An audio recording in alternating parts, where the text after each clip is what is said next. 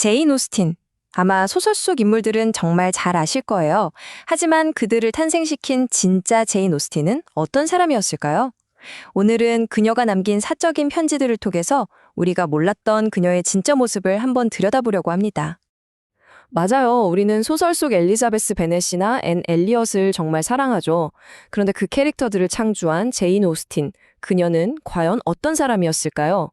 우리가 흔히 생각하는 그런 점잖은 이미지 너머에 편지 속에 숨겨진 그녀의 진짜 목소리를 한번 들어볼 시간입니다. 오늘 우리가 살펴볼 건 바로 이 편지 모음집이에요. 그녀의 가족들이 소중히 보관해왔던 거죠. 이건 뭐랄까, 그녀가 정교하게 만들어낸 소설의 세계와는 완전히 다른 아주 솔직하고 꾸밈 없는 그녀의 삶을 엿볼 수 있는 거의 유일한 창문이라고 할 수 있습니다. 흔히 제인 오스틴 하면 뭔가 고상하고 점잖은 이미지를 떠올리잖아요. 자, 이제 그 고정관념을 한번 깨볼 시간입니다. 가족들이 기억하는 그녀는 아주 날카롭고 재치 넘치고 또 감정도 풍부한 사람이었거든요. 지금부터 그 진짜 모습을 만나보시죠. 먼저 그녀의 편지를 보면 좀 의외인 점이 있어요. 바로 그녀의 관심사가 거대한 역사가 아니라 지극히 평범하고 사소한 일상에 있었다는 점입니다. 이 슬라이드를 한번 보세요. 정말 극명한 대비를 보여주죠? 그녀가 살았던 시대는 미국 독립혁명, 프랑스 혁명, 나폴레옹 전쟁까지 정말 세계사가 요동치던 때였어요. 그런데 그녀의 편지에 담긴 세상은 구주베리잼 맛이 어떻고 새로 산 모자가 어떻고 해군인 오빠가 진급했다는 그런 소소한 이야기들로 가득 차 있습니다. 어쩌면 바로 이게 그녀의 소설이 시대를 추월해서 지금까지도 사랑받는 이유가 아닐까요? 거대한 사건이 아니라 변치 않는 우리네 삶 자체에 집중했으니까요. 그녀의 재치가 정말 잘 드러나는 대목이에요. 넬슨 제독의 전기? 그러니까 세계사에 길이 남을 인물 이야기마저도 혹시 우리 오빠 얘긴 안 나오나? 이렇게 자기 가족의 관점에서 보는 거죠. 그녀의 관심사가 어디에 있었는지 아주 명확하게 보여주는 정말 건조하면서도 유머러스한 한마디입니다. 그녀의 편지를 좀 더 들여다보면 이런 생생한 디테일들이 정말 많아요. 내 검은색 모자는 공개적으로 칭찬받았어 라던가 어떤 부인이 차에 크림을 넣지 않는다는 사소한 습관까지 관찰하죠. 이런 예리한 시선이 바로 평범한 일상 속에서 인간의 본성을 꿰뚫어보는 소설가 제인 오스틴의 모습 그대로를 보여주는 것 같아요. 자, 그럼 작가로서의 그녀는 어땠을까요?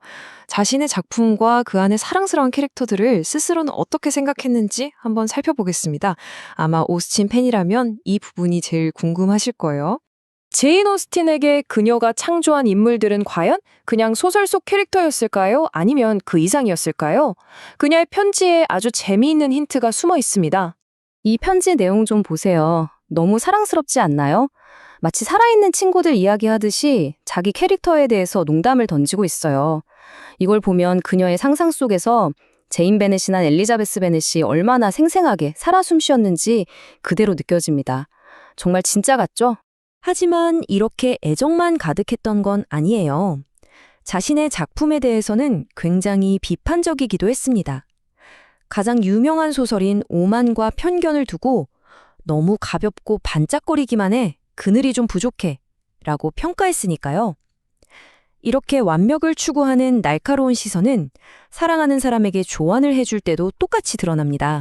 편지에서 드러나는 그녀의 또 다른 아주 중요한 모습이 있습니다. 바로 이모로서의 역할인데요. 특히 조카 페니에게는 정말 현명하고 다정한 조언자였습니다. 조카 페니가 연애 문제로 고민이 될 때마다 이모인 제인에게 편지를 보내 조언을 구했는데요. 제인의 답장들을 보면 정말 놀라울 정도로 현대적이에요. 지금 우리에게도 깊은 울림을 주는 그런 통찰료가 가득 차 있습니다. 그래서 그녀의 조언을 한번 정리해봤습니다.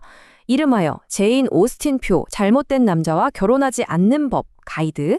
1단계 진심으로 좋아하지 않으면 절대 약속하지 마라. 2단계 반짝하는 재치보다는 묵직한 지혜가 더 중요하다는 걸 기억해라. 그리고 마지막 3단계 절대 서두르지 마라. 좋은 사람은 결국 나타난다. 정말 시대를 초월한 조언 아닌가요? 그리고 이 모든 조언을 관통하는 핵심이 바로 이 문장입니다. 그녀는 조카에게 사랑 없는 결혼이야말로 세상에서 가장 큰 비극이라고 아주 단호하게 말해요. 사랑과 결혼에 대한 그녀의 확고한 신념이 이 한마디에 전부 담겨 있습니다. 자, 이렇게 재치와 지혜, 그리고 사랑에 대한 확고한 신념을 가졌던 그녀의 삶, 그 마지막은 어땠을까요? 지금부터는 분위기를 조금 바꿔서 그녀의 마지막 말들에 대한 좀 가슴 아픈 기록을 함께 살펴보겠습니다. 8017년 제인은 아주 심각한 병에 걸립니다. 그녀의 마지막 순간에 대한 기록은 그녀의 평생 단짝이었던 언니 카산드라가 조카 페니에게 보낸 편지. 이게 유일합니다. 카산드라는 제인의 마지막을 담담하게 기록하는데요. 필요한 게 있냐는 물음에 제인이 원했던 건 오직 죽음뿐이었다는 이 한마디. 그녀가 겪었을 고통이 얼마나 깊었을지 짐작하게 합니다. 그녀가 남긴 마지막 말들은 신에게 인내를 구하고 자기를 위해 기도해달라는 부탁이었습니다. 이 구절을 읽으면 그녀의 마지막 투병이 얼마나 고통스러웠는지 생생하게 느껴져서 마음이 참 아픕니다. 그리고 마침내 그녀의 고통은 평화롭게 끝이 났습니다. 카산드라의 편지를 보면 제인이 거의 움직임 없이 아주 조용히 숨을 거두었다고 해요.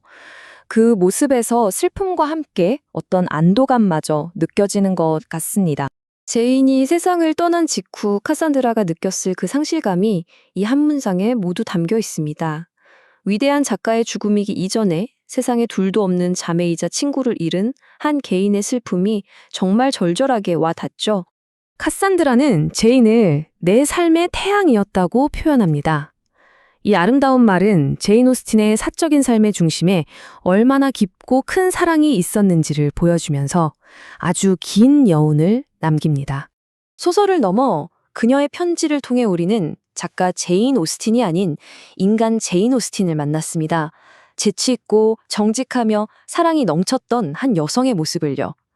자, 이런 내밀한 초상을 알고 난 뒤에 그녀의 작품을 다시 읽는다면 과연 어떻게 다가올까요? 여러분도 한번 생각해 보시면 좋겠습니다.